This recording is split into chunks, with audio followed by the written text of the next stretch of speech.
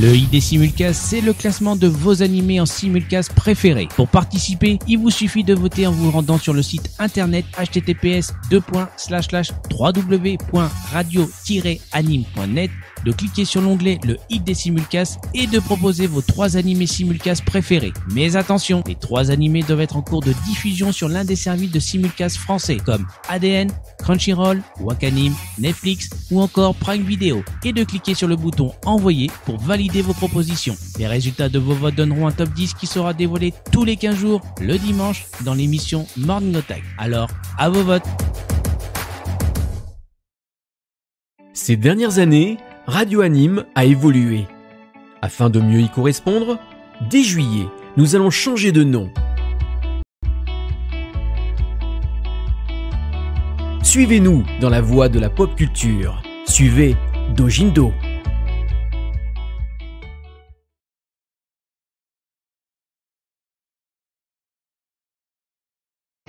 Il me semble que c'est à moi. Bonjour à tous, bonjour à toutes. On se retrouve aujourd'hui pour un nouvel épisode de La Parole aux Pros.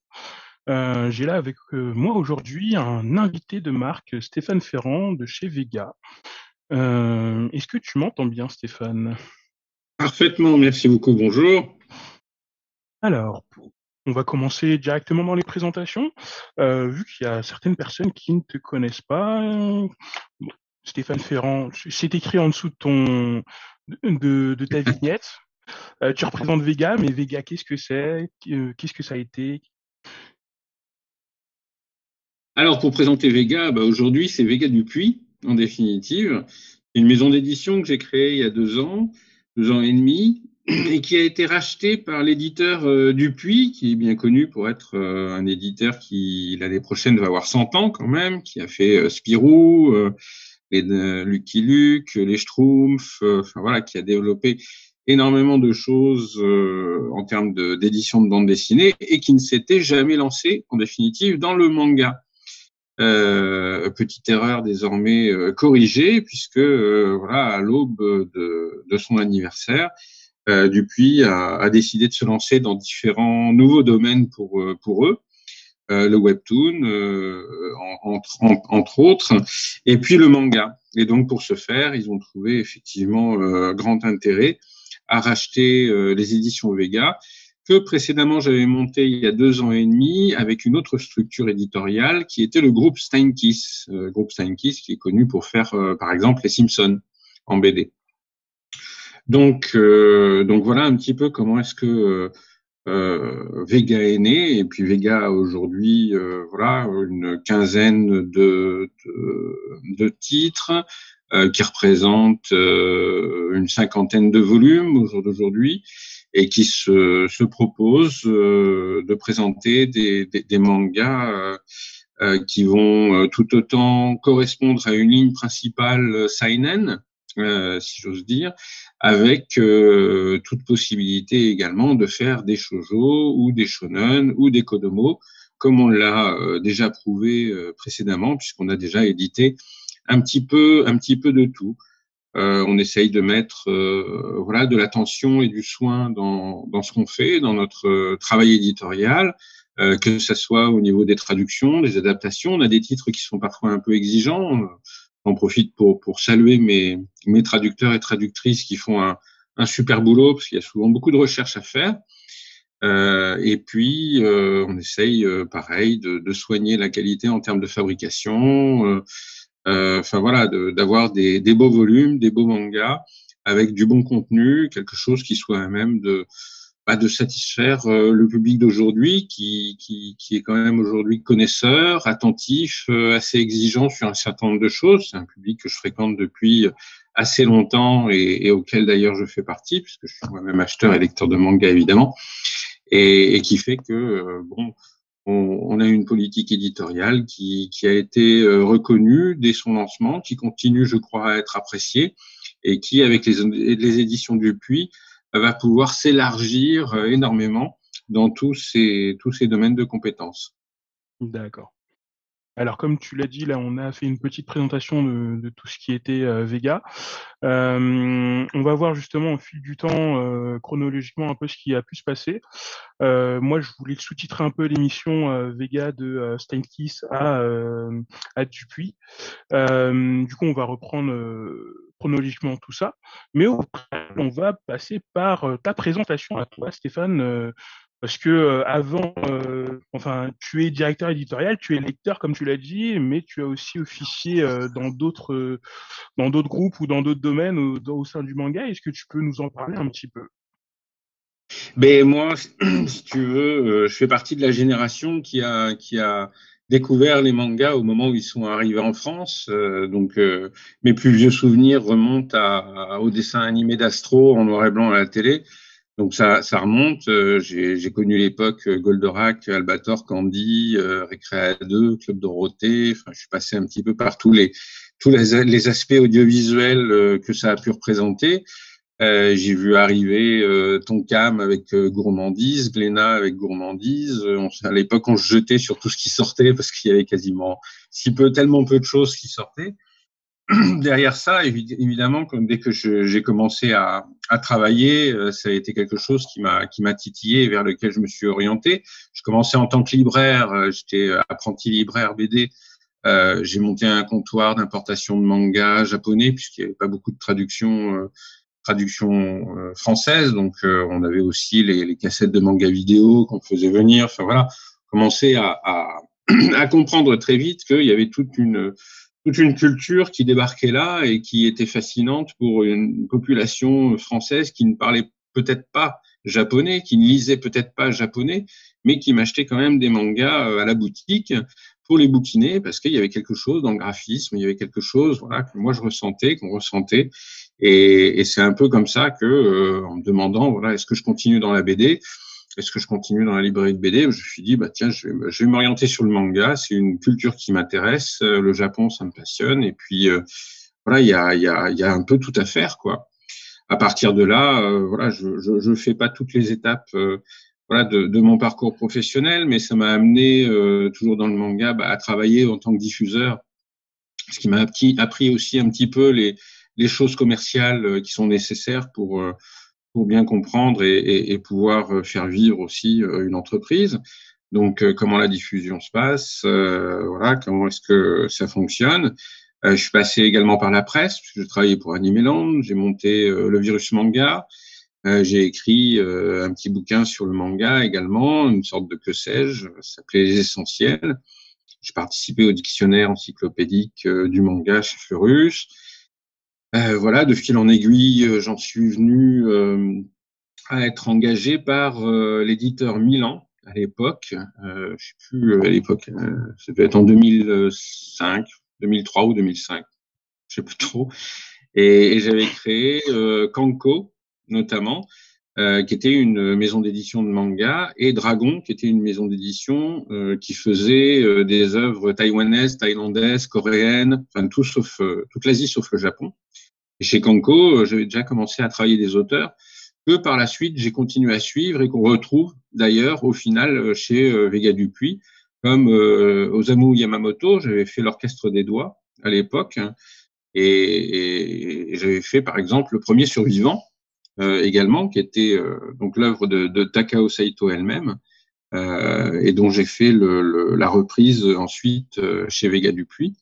Donc j'ai toujours eu éditorialement, si tu veux, une sorte d'affect particulier pour les auteurs de manga, leur travail, leur particularité, leur talent, la narration, la définition de personnages, l'histoire, le graphisme, la mise en page, toutes ces spécificités qui sont très différentes de la franco-belge, très différentes de ce qu'on peut trouver en comic books américains, et qui sont une manière de raconter des histoires que je trouve très efficace, très agréable et très porteuse de talent.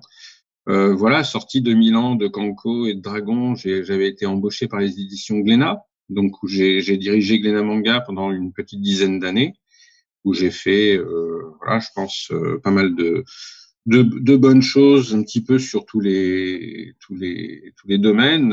J'ai eu le plaisir de travailler Dragon Ball, One Piece, donc un un autre niveau quelque part de travail licence, beaucoup plus complexe évidemment, beaucoup plus intéressant à différents endroits, plus industriel d'une certaine manière, mais également plus touchy, parce que bon, quand t'as Dragon Ball et One Piece dans les mains, t'as pas intérêt de te cracher ou de faire une connerie.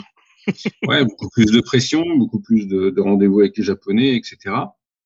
Voilà, en shoujo, j'avais fait pas mal de choses, dont Hilary, qui a eu un bon succès. En seinen, j'ai fait pas mal de choses aussi. J'aime beaucoup le seinen. J'avais Berserk entre les mains. J'avais plein de licences entre les mains. C'était super. J'y ai rajouté Les Gouttes de Dieu, notamment, qui avait bien marché. J'ai fait dans les Kodomo Chilunvicha, par exemple. Après, j'ai fait Tokyo Ghoul, Hajin, Les Enfants de la Baleine, Gangstar, on en parlait tout à l'heure. Enfin, beaucoup d'autres titres. J'ai eu vraiment l'occasion de beaucoup travailler à ce niveau-là, puisque Glénat avait aussi, était une entreprise qui présupposait d'avoir une production très ample, très nourrie. Donc, ça m'a permis vraiment de travailler sur énormément de titres. Sorti de ça, je suis parti, moi, de Glénat, pour créer mes propres entreprises. Et j'ai créé ma boîte qui s'appelait Nexus Book, dans le but de faire de l'édition et de l'événementiel. Parce que bon, l'édition, c'est bien, mais il y a un moment, tu comprends aussi qu'il y a d'autres dimensions du métier, des métiers autour du manga, moi, que j'avais pas exploré. Et en événementiel, typiquement, ça m'a permis, par exemple, de travailler pour le Festival d'Angoulême, où j'ai fait des expositions. On m'a confié la gestion et l'organisation de tout l'espace manga. Ça s'est bien passé jusqu'au Covid. Voilà. Et puis, voilà, j'ai fait d'autres trucs. Enfin, bon, je reste sur le manga. Je vous raconte pas tous les autres événementiels un peu rigolos que j'ai pu faire. Mais voilà, cette partie événementielle, c'était peut-être un peu ce qui me manquait dans la capacité de travailler des titres, de rencontrer le public, de le satisfaire ses attentes. Donc, c'était très intéressant. Et en même temps, en tant que Nexus Book, je voulais continuer à éditer des mangas. C'est là où j'ai rencontré Moïse Kissous, le patron de Steinkiss, qui lui voulait lancer une collection. Et ainsi, on s'est dit, on va faire un jeu aventure et on va créer les éditions Vega, donc qui était une collaboration entre Nexus Book et Steinkiss. On a développé un certain nombre de titres pendant 2 ans, avant, en définitive, que Dupuis décide de racheter les éditions Vega à Steinkiss en 2020. Ok. Voilà, je crois que c'est le résumé le plus court que je puisse faire. On a dit le message un peu du public. T'as d'ailleurs une nouvelle génération qui t'attend parce que y a Link qui nous dit qu'il est en licence de japonais et il compte faire un master en analyse critique SPBD asiatique et travailler dans le manga. Donc peut-être un futur collaborateur pour toi. Peut-être à voir. Pourquoi pas? Il y a également, c'est à noter, je l'ai vu dernièrement, l'Asfored, donc qui est une université de formation des éditeurs, qui vient de créer un module spécial Asie, donc justement tourné vers le manga. Donc pour ceux qui veulent faire des études et partir dans une veine de spécialisation, aujourd'hui à l'Asfored, qui forme très bons éditeurs, il y a un module qui se développe autour de la formation d'éditeurs manga. D'accord. D'ailleurs, toi, vu que t'es passé on fait une petite aparté avant de rentrer dans le dur. Vu que toi, tu es en train de former une nouvelle équipe, je suppose, au niveau de Dupuis, par rapport à Steinkiss, est-ce que du coup, ça joue beaucoup, en fait, par rapport aux études qui peuvent être liées au manga pour intégrer ton équipe dans ton recrutement ou comment tu le vois de ton côté? Ça dépend un petit peu de comment ça se passe et de ce que tu recherches. Effectivement, mon but assez rapidement dans les années à venir, c'est de restructurer une équipe complète autour du manga. Et par exemple, dernièrement, j'étais surtout à la recherche d'un responsable presse, événementiel et marketing, qui est un élément fondamental, évidemment, pour une maison manga. Enfin bon, je vous fais pas l'article. Je pense que vous savez bien à quel point la pop culture repose aussi sur les capacités de communiquer et de surprendre et de faire plaisir au public. Et là-dessus, moi, il me fallait un pro qui soit aguerri. Il me fallait un cadre. Donc c'est pour ça que j'ai eu la chance voilà de pouvoir débaucher Sébastien Agoguet, donc que tout le monde connaît, voilà. Voilà, qu'on salue et qui est passé par Tonkam, Delcourt, qui précédemment s'occupait de Tsume Art, donc voilà, pas n'importe qui. Et moi, j'avais besoin, vu l'ampleur qu'on veut donner au catalogue et la force qu'on veut déployer autour de Vega Dupuis, j'avais besoin de quelqu'un qui soit très réactif, qui ait tous les contacts, qui ait des idées, qui soit parfaitement soluble dans le domaine du manga, qui connaissent également tous les interlocuteurs japonais, parce qu'on travaille en permanence en lien avec le Japon, et puis qui connaissent le public, le milieu, ce que les gens aiment, et qui connaissent bien sûr le manga. Mais bon, Sébastien, je sais pas si quelqu'un lit plus de manga que lui à l'année. Mais voilà, donc à ce niveau-là, tu vas plutôt chercher en gros des pros extrêmement confirmés, des seniors bien solides. Et puis après, de toute manière, une équipe, c'est fait de plusieurs personnes. Et voilà, on commence déjà à réfléchir à la possibilité l'année prochaine d'avoir un assistant éditorial, donc quelqu'un qui justement peut-être sort d'une école. Voilà, c'est à voir. C'est pas encore une proposition d'emploi. Hein. On passe pas l'annonce. Ne me noyez pas sous les mails. Mais voilà, là-dessus, c'est plus intéressant d'avoir quelqu'un qui ait des bonnes bases, mais que voilà, il va falloir former spécifiquement aux spécificités de Vega Dupuis, de la maison Dupuis, des serveurs et des techniques de la maison elle-même, et de pouvoir travailler de cette manière. Donc voilà, ça dépend un petit peu de ce que tu recherches. D'accord. On va rentrer dans le dur. 2018, il me semble que c'est le lancement de Vega. Au lancement, je crois qu'il y avait 3 titres. Il y avait Survivant, qui est une reprise d'un ancien titre qui aussi s'appelait Survivant et qui a été fait par un nouveau dessinateur, c'est ça? C'est ça, c'était Takao Saito, donc dont j'ai édité le Survivant quand j'étais chez Kanko, dont j'ai édité aussi Golgo 13 quand j'étais chez Glénat.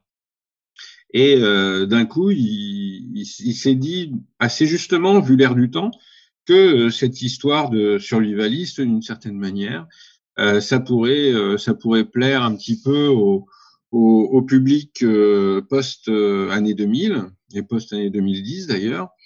Et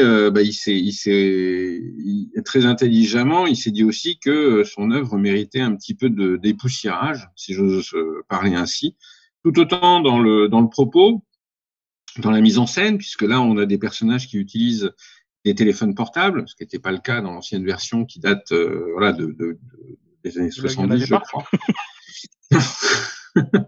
Et voilà, il s'est offert aussi la possibilité de travailler avec un nouveau dessinateur et qui a sa petite patte à lui, ses spécificités à lui.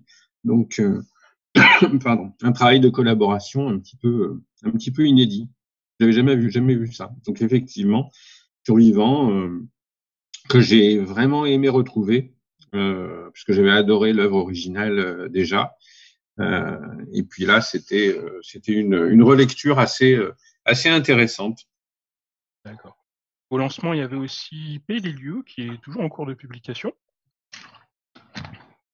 Tout à fait.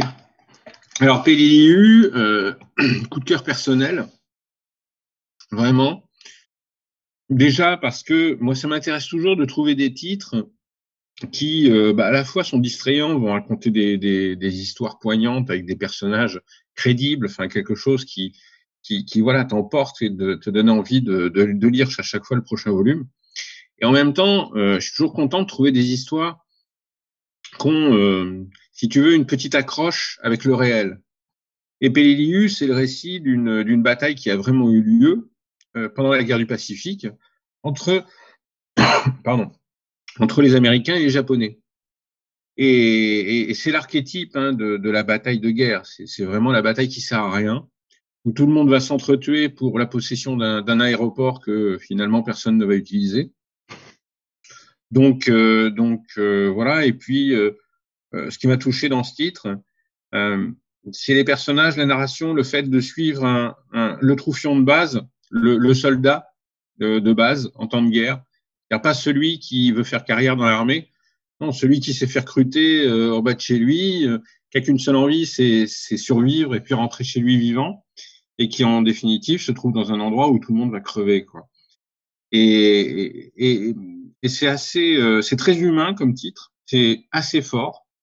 J'ai trouvé beaucoup d'intérêt au travail de l'auteur qui s'est appuyé sur le centre de recherche sur la Seconde Guerre mondiale au Japon pour pouvoir sourcer tout ce qu'il racontait.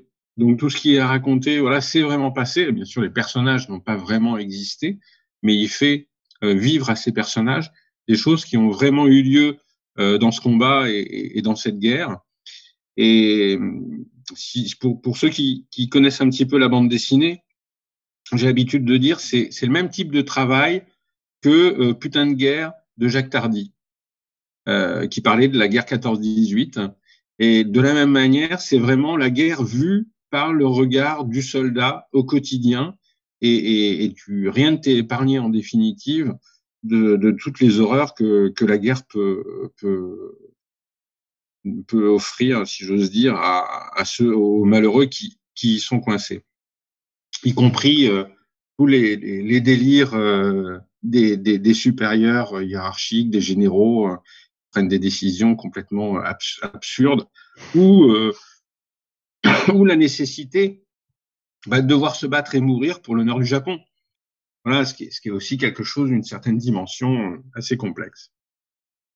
Et le troisième titre qui était sorti en 2018, c'était Deep Sea Aquarium. Pour équilibrer un petit peu tout ça, hein, parce que bon, un peu tendu, les livres. Si t'es pas la joie. Non. Et Magmel, c'est typique, le feel-good manga, très agréable, complètement moderne, très féminin d'une certaine manière, mais voilà, qui part du postulat que aujourd'hui, dans le monde moderne, on aurait construit un aquarium au fond des mers à 200 mètres de profondeur dans la baie de Tokyo, et que cet aquarium permettrait voilà, de découvrir toute la faune sous-marine qui existe dans la mer et qu'on ne connaît pas. Et j'ai trouvé ce manga déjà magnifiquement dessiné, superbe, et franchement, je suis pas le seul. Enfin bon, il y a plein de gens habituellement qui se renoncent sur ne serait-ce que la beauté des couvertures, qui sont superbes, qui sont super bien travaillées, très bien équilibrées, avec des très jolies couleurs.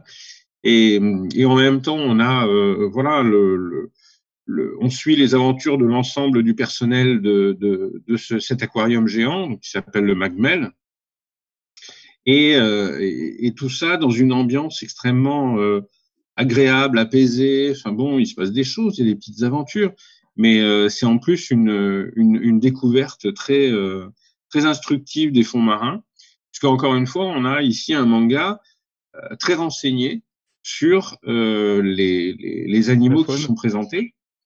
Et il y a notamment régulièrement en chaque fin de chapitre toute une page d'explication faite par un océanographe très célèbre au Japon, et qui nous donne plus d'indications sur les étranges animaux, que ça soit les calmars géants, que ça soit les petites pieuvres qui ressemblent à une petite carpette, que ça soit les méduses qui brillent électriquement au fond des abysses. Enfin, voilà, il y a tout un ensemble il y a cette double dimension, si tu veux, d'une bonne histoire avec des bons personnages, et en même temps d'un contexte qui est intelligent, qui est bien pensé et qui est bien renseigné. Donc en gros, très nourrissant, si j'ose dire, comme manga. Et t'as pas trop galéré à trouver un traducteur qui soit comment dire spécialisé là-dedans, ou ils ont dû apprendre sur le tas? Justement, il n'y a pas de traducteur spécialisé là-dedans, donc c'est pour ça que je saluais tout à l'heure le travail de mes traducteurs, Tris en l'occurrence pour ces titres, parce que à chaque volume, en fait, on est obligé de faire beaucoup de recherches. Elles sont obligées de faire beaucoup de recherches, des recherches sur la Seconde Guerre mondiale, des recherches sur les créatures marines, histoire de pouvoir retranscrire le plus fidèlement et le plus exactement possible dans la traduction ce qui est proposé, puisque c'est la réalité. Donc, il ne s'agit pas de habituellement, tu essayes de pas commettre d'erreur par respect pour le titre, ça c'est une première chose. Mais là, en plus, tu dois corréler avec la science ou avec l'histoire. Et bon, vaut mieux être doublement rigoureux. Donc c'est pour ça qu'on fait un gros travail sur les titres. Les traductrices font beaucoup de recherches et moi derrière, je fais également des recherches pour regarder si tout est cohérent. Ok. Donc on avait eu ça en 2018. Après, en 2019, on a débuté avec Journal d'une vie tranquille. Voilà, d'une manière différente. Voilà, puisque ce qui m'intéressait aussi dans le manga, c'est l'extrême diversité de ce qu'on peut y trouver. C'est pas aussi convenu et récurrent que ce qu'on peut dire, ou en tout cas de ce qu'on entend ici ou là. Journal d'une vie tranquille, c'est typiquement un ovni. Déjà, je l'ai pris parce que c'était Tetsuya Shiba et que moi j'adore Tetsuya Shiba. Quand j'étais chez Glénat, j'ai fait Ashita no Joe. Longtemps, je voulais le faire. J'étais très content de le faire parce que c'est quand même une œuvre tutélaire quoi dans l'histoire du manga. Tetsuya Shiba, ça reste un des derniers grands monstres sacrés encore vivants aujourd'hui.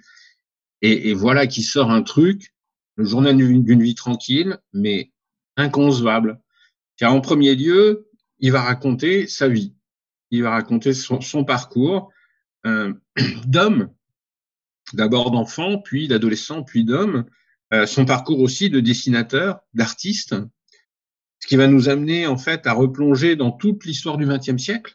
Puisqu'en filigrane, derrière ces aventures, c'est un homme qui a été impacté par tout ce qui s'est passé pendant la Seconde Guerre mondiale, évidemment, l'attaque de la Mandchourie, puisqu'il était en Mandchourie à cette époque-là, le rapatriement, la pauvreté, les différentes galères et toute l'horreur qu'a pu être le Japon de l'après-guerre, puis les premiers petits boulots, même le Concorde, tu vois, dans le dernier volume, là, il prenait le Concorde avec certains de ses amis. Enfin, le Concorde, ça n'existe plus, mais c'est un morceau d'histoire aussi. Et en même temps, il raconte finalement l'histoire de l'édition de manga, comment ça a commencé, quelles étaient les petites maisons d'édition, comment ces gens-là travaillaient, comment est-ce que les magazines shonen se sont créés, comment est-ce qu'il les a intégrés, etc. Et en même temps, il raconte son propre parcours d'artiste, comment les rythmes de production étaient complètement fous, comment est-ce que on lui faisait prendre des médocs pour qu'il tienne éveillé et qu'il puisse continuer à dessiner toute la nuit, comment est-ce que ça lui a créé aussi pas mal de problèmes de santé. Donc il y a plusieurs histoires parallèles, plusieurs couches d'une certaine manière qui sont proposées dans ce titre, qui est extrêmement plaisant, puisqu'en même temps, on y croise tout un ensemble d'artistes. On retrouve Moto Hagio, Takao Saito, Osamu Tezuka, enfin, on retrouve, voilà, toute une galerie d'artistes qui ont fait le manga de cette époque. Et il décide de raconter ça et de le dessiner lui-même. Et puis, comme de toute manière, il est parti pour faire un truc complètement délirant et différent, il le fait tout en couleur. Et ça, un manga en couleur, si tu veux, c'est pas tous les jours que t'en trouves. Hein. Non. Et c'est très bien fait, c'est joli, c'est bien, c'est élégant, c'est vraiment talentueux. Et ça, j'ai voulu le faire pour l'auteur, j'ai voulu le faire pour le témoignage que ça représente, parce que c'est extrêmement riche en informations, on apprend énormément de choses, parce que c'est une œuvre vraiment, et puis parce que c'est extrêmement plaisant à lire. Tu t'ennuies jamais, il se passe toujours, enfin, à chaque chapitre, t'apprends un truc que tu savais pas, quoi. Enfin, en tout cas, moi, modestement, j'apprends énormément sur le manga, sur l'histoire du manga, en lisant le journal d'une vie tranquille. Donc voilà, gros coup de cœur pour moi là-dessus. Et Sébastien, il veut que je fasse une rectification par rapport à Deep Sea Aquarium, parce que j'oublie tout le temps le Magmel, tu vois. Et il sait qu'il va me taper sur les doigts. Non, mais c'est pas mal, parce que juste après que j'ai sorti Deep Sea Aquarium Magmel, il y a un autre titre qui est sorti qui s'appelle Magmel, et chez un autre c'est pour ça éditeur, que voilà, Ultramarine, qui a rien à voir, qui est très bien aussi d'ailleurs. Mais du coup, souvent, il y a la confusion entre les deux Magmel. C'est ça que je ne le prononce pas, Magmel, Seb. Parce que j'ai pris l'habitude de pas le dire parce que après il y a confusion des fois avec les deux titres dans ma tête. Et du coup, après Journal d'une vie tranquille, je crois qu'il est sorti Le bateau de Thésée. Donc, je pense que c'est un des titres qui a peut-être eu le plus de succès chez vous, ou du moins celui que j'entends le plus parler. On a eu, dès les premiers titres, on a eu un bon accueil sur Peleliu, sur Magmel, par exemple. Mais Thésée, effectivement, ça a été et c'est encore aujourd'hui, le plus beau succès pour les éditions Vega, c'est-à-dire celui dont on vend le plus de volumes. Moi, j'ai tout de suite accroché et à l'histoire, et à la mise en page, et au dessin. Là, en plus, ça me permettait de virer totalement 100% pop culture, avec une histoire complètement inventée. Hein. Là, il n'y a pas du tout de rapport à la réalité. Déjà parce que voilà, c'est un thriller, et en soi, quand c'est bien fait, c'est addictif. Un bon thriller bien tapé, c'est vraiment le truc, tu peux pas en décoller. Et j'ai trouvé tout à fait ça dans cette histoire, mettant en scène Shin, le personnage principal, qui essaye d'attraper un serial killer qui, en 1989, donc bien avant sa naissance, a tué tous les enfants d'une classe d'école primaire dans la ville de Toutsu. Et il va se trouver que le personnage principal veut surtout innocenter son père, qui a été accusé à tort, pense-t-il en tout cas, de ce meurtre de masse. Et par un truchement scénaristique, il va se retrouver projeté en 1989, donc 6 mois avant la date du massacre. À la fois, on a donc un thriller, en même temps, on a une histoire de paradoxe temporel, d'une certaine manière, que l'auteur, bien sûr, doit résoudre. Il doit résoudre un petit peu tout ça. Et c'est vraiment angoissant, prenant. C'est très, très intense. Il y a un travail de noir et blanc qui est vraiment très bien fait.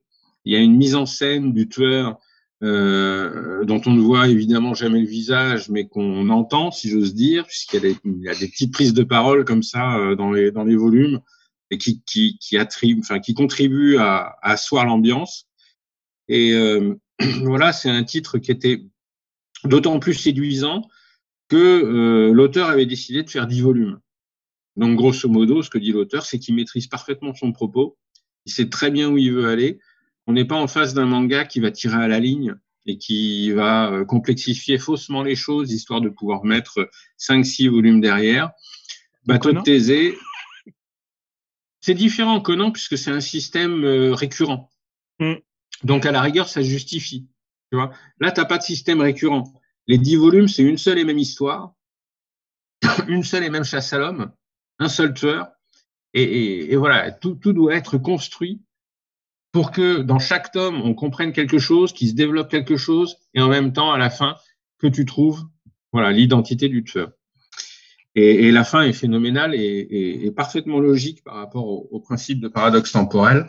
Je laisse le plaisir au lecteur de découvrir ça. A priori, on devrait proposer le 10e volume à la fin de cette année, donc ça va aller assez vite. Ok. Il y a Yota qui demande dans le chat, est-ce que tu parlais de succès au niveau du bateau Thésée, et il demande si le seinen ça se vend plus que le shonen. En fait, les bons titres se vendent bien. Voilà, tu as un bon titre qui rentre en résonance avec le public, ça fonctionne. Alors, bien sûr, le shonen roi, c'est-à-dire les 7-8 titres. Mais bon, le shonen, il faut pas non plus délirer. Le shonen qui cartonne, le shonen roi, les masters, ils sont 7-8, hein, pas plus. Après, tu as toute une ribambelle de shonen qui vont normalement, mais qui sont pas non plus dans le top vente. Le shonen roi, il est inatteignable, il restera toujours un petit peu l'alpha et l'oméga des meilleures ventes en termes de manga. C'est assez normal. C'est des titres qui s'adressent à un public adolescent. et du public adolescent. Régulièrement, tous les ans, il y en a des nouveaux qui arrivent. Donc, forcément, c'est un public qui se renouvelle. Le seinen, dans cette même logique, si tu veux, bénéficie de ventes de plus en plus importantes parce que le public adolescent devenant adulte a plutôt tendance à commencer à verser dans le seinen, c'est-à-dire à chercher des histoires un peu différentes, à chercher des styles graphiques différents, à chercher des titres un peu moins longs, avec des histoires voilà, qui vont être un peu voilà, dans des genres aussi, des types de récits différents. Et en fait, depuis le début du manga, il commence à y avoir plusieurs générations comme ça, qui sont arrivées à l'âge adulte et qui viennent grossir les rangs du seinen. Donc le seinen, en fait, prend de plus en plus de place dans les ventes de mangas, et c'est pour ça que tous les éditeurs en proposent désormais régulièrement. Moi, j'ai connu une époque où principalement on publiait du shonen, on publiait du shonen et du shoujo, et très peu de seinen. Donc le seinen aujourd'hui, c'est 25% du marché, ce qui est quand même pas rien, et c'est amené à se développer et à s'étendre. Après le bateau de Thésée, où c'était en même temps, il y avait eu Red Rat in Hollywood. Il y avait eu Red Rat in Hollywood, effectivement, que j'ai proposé, pareil, un seinen, donc plutôt à destination d'un public adulte. Et là aussi, ce qui m'avait intéressé, c'était, enfin, c'est toujours un peu ce que je recherche, c'était que c'est un titre assez différent, assez original, assez inattendu par rapport à ce qu'on avait l'habitude de lire. Red Rat in Hollywood nous raconte comment est-ce que, au sortir de la Seconde Guerre mondiale et au début de la guerre froide, Hollywood s'est affronté contre le FBI au moment de la chasse aux sorcières, donc la chasse aux communistes. C'est ce qu'on a appelé le macartisme, où il y a un moment aux USA, après la Seconde Guerre mondiale, début de la guerre froide, c'était un petit peu la folie, puisque dès que tu étais communiste, tu finissais en tôle, le FBI chassait tous les sympathisants communistes. Enfin, grosso modo, c'était l'enfer. Et Hollywood ne faisait pas exception, puisqu'il y a beaucoup de réalisateurs et de grands acteurs qui ont été comme ça traînés devant les tribunaux et emprisonnés pour certains, pour le prétexte d'être soi-disant sympathisants du Parti communiste russe. Et de fait, il y a eu comme ça tout un affrontement qui s'est passé entre le monde d'Hollywood et le FBI. Et cet affrontement a eu un impact sur le cinéma, puisque nombre de films que l'on connaît et que l'on regarde voilà, innocemment d'une certaine manière, ont été impactés par cette lutte qui a pu y avoir.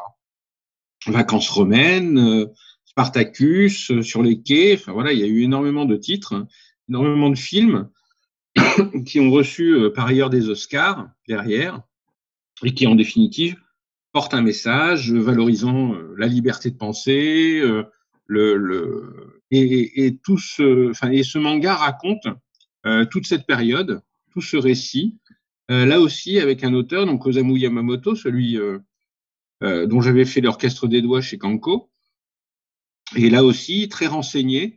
L'auteur cite d'ailleurs en fin de volume chacune de ses références.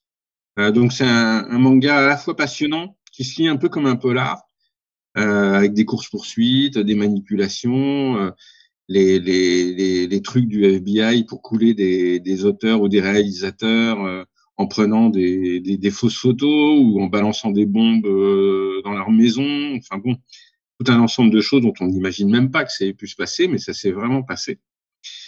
Et en même temps, voilà le combat de certains réalisateurs et certains acteurs pour dire mais moi je pense ce que je veux et l'État n'a pas à me dire et à me dicter quelles doivent être mes sympathies ou mes orientations. Et en même temps, tout ce que ça a donné en termes de cinéma. Voilà, Vacances romaines, c'est connu pour être un excellent film, c'est connu pour être le premier film américain à avoir été tourné en décor réel, parce que ça se déroule à Rome. Et en vérité, Pourquoi ça se déroule à Rome? Ça se déroule pas à Rome pour en faire le premier film tourné en prise de vue réelle extérieure. Ça a été tourné à Rome parce que ça a permis au réalisateur de bourrer un avion avec tous ses copains sympathisants communistes et de les expatrier en Europe pour éviter qu'ils finissent tous en tôle aux USA. Et voilà la vraie histoire derrière la petite histoire. Et le manga est bourré de ce genre d'anecdotes, de références. On découvre, voilà, pourquoi Spartacus est Spartacus, qu'est-ce qui a présidé à la création de ce titre, de ce film mythique, ainsi que beaucoup d'autres. Ok. Et là, du coup, t'es revenu sur un vent de fraîcheur avec Kakushigoto. Encore une fois, un titre très différent avec c'est pareil, quand tu cherches des mangas, tu cherches des pattes graphiques. Osamu Yamamoto, sur Red Rat in Hollywood, il a une patte graphique un peu à l'ancienne, un peu oldie, qui va très très bien en fait avec l'époque. Kakushigoto, c'est une patte graphique complètement inédite, ça n'existe pas ailleurs dans le manga. Un trait extrêmement ligne claire, très simple, avec une déstructuration de la mise en page des personnages qui vont aller comme ça sur 2 ou 3 cases. On peut le trouver parfois un peu en shoujo, mais certainement pas en seinen. Et en même temps, un récit complètement barré, complètement différent, et très humoristique, puisque là, on est dans le burlesque, et qui met en scène un auteur, Monsieur Kakushi Goto. En plus, il y a un double jeu de mots dans le nom de l'auteur, mais l'auteur est auteur de manga, et il est auteur de manga un peu érotique. Et sauf qu'il assume pas, et il assume pas notamment en face de sa fille. Il a une petite fille qui s'appelle Hime, il est une famille monoparentale, et il veut surtout pas que sa fille découvre que son cher et adoré papa est dessinateur de manga érotique. Donc évidemment, il essaye de cacher ça, il essaye de lui faire croire qu'il a un autre métier. Tous les matins, il part de la maison habillé en costard-cravate, comme si elle allait bosser dans un bureau, et puis vite fait, il se change chez un copain pour aller rejoindre son studio de création de manga, et puis il rebelote le soir.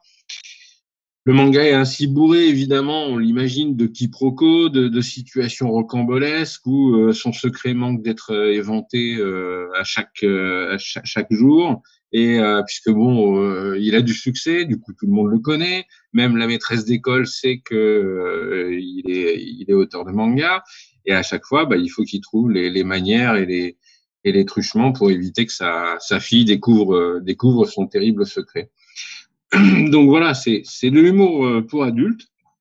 Et en même temps, voilà, il y a toujours ce petit plus que je recherche, c'est que comme on suit la vie d'un auteur de manga, on plonge véritablement dans la réalité de son travail. Et l'auteur Koji Kumeta nous fait aussi le plaisir de lever le voile comme ça sur plein d'aspects de la création de manga. Pourquoi dans des mangashi, par exemple, pourquoi les pages sont en différentes couleurs? Voilà. Qu'est-ce que c'est que la deadline et en quoi est-ce que c'est complètement fallacieux et faux de demander à tout le monde des deadlines? Qu'est-ce qui se cache derrière les invitations d'auteurs dans les salons? Voilà, et tu t'apprends en fait plein de choses, à la fois par la mise en place du personnage de Kakushigoto dans son récit, mais également en fin de chapitre, Koji Koneta, l'auteur de ce manga, nous fait lui aussi sa petite page de free talk, sa petite page de commentaires, où il balance voilà, sur Kodansha, Shogakukan, sur son éditeur, il raconte tout, et c'est extrêmement instructif, quoi. Ça répond à beaucoup de choses, beaucoup de questions qu'on peut se poser sur le monde du manga et la vie d'un mangaka. Donc c'est en même temps intéressant et en même temps très drôle. Et là aussi, gros travail de la part de la traductrice, parce que Dieu sait que voilà, c'est très compliqué. L'humour c'est local, donc déjà. Et en même temps, et ça je l'ai encore plus sur un autre titre qui s'appelle Zozo Zombie, va trouver des équivalents au jeu de mots, sans que ça tombe à plat. ben c'est vraiment pas simple, quoi. Alors, je poursuis. Été 2019, il y a eu Bandit Seven et Kamuya Ride. Alors, Bandit Seven et Kamuya Ride, là, on est dans le seinen, mais on se rapproche plus du shonen. Voilà, parce que bon, l'idée, c'était encore une fois de faire de tout. Sur du Bandit Seven, on est sur un titre post-apocalyptique, bon, qui s'est terminé en 2 volumes, et visiblement qu'il n'y aura pas de suite, parce que malheureusement, l'auteur qui travaillait sur Bandit Seven chez l'éditeur Shinchosha, s'est fait débaucher par un autre éditeur, par Kodansha, et du coup, il s'est orienté sur la nouvelle série qu'il fait chez Kodansha. Voilà, c'est intéressant, parce que bon, ça fait aussi partie de la vie d'un éditeur de manga. T'achètes un titre, tu le travailles, et puis, mais en vérité, tu sais jamais où est-ce que ça va t'amener. Et puis, parfois, ça t'amène, dans un mur. Donc, on ne sait pas. Peut-être que l'auteur un jour reprendra Bandit Seven, le poursuivra, mais pour l'instant, il est très concentré sur son autre titre chez Kodansha. Donc voilà, mystère un peu quant à ce que ça deviendra, mais on n'a pas de suite pour l'instant à annoncer sur ce titre. Kamuya Ride, c'est encore une histoire de coup de cœur, comme d'habitude. C'était un auteur, moi, que j'adore littéralement, que j'avais découvert, que j'avais édité chez Glénat. J'avais fait Jabberwocky. C'est Masato Issa, donc auteur très connu, puisque justement auteur de Area 51, Grateful Dead, plein de titres extrêmement appréciés. Pardon, à force de causer. Et en même temps, un auteur qui a une vraie patte personnelle, qui a un talent à lui, déjà graphiquement.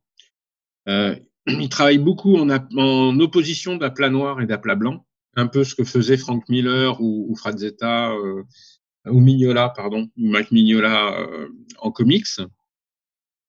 Donc ça, faut savoir le faire. C'est vraiment une gestion de la lumière. Quand c'est bien fait, ça rend des planches extraordinaires, quoi. Et puis en même temps, un auteur qui a toujours fait, si tu veux, des titres un peu pop culture avec des enracinements dans l'histoire. Et c'était le cas pour Jabberwocky, c'était le cas pour d'autres titres. Et là, l'idée pour lui, c'était de revenir aux origines du Japon, l'époque Jomon, et une époque où on est encore dans la croyance dans les dieux, les démons, etc. Et donc antémédiéval. Et en même temps de balancer là-dedans une espèce de héros en armure tout à fait inattendu, et de faire tourner son histoire totalement pop culture, mais encore une fois en reprenant énormément de références historiques sur les origines du Japon.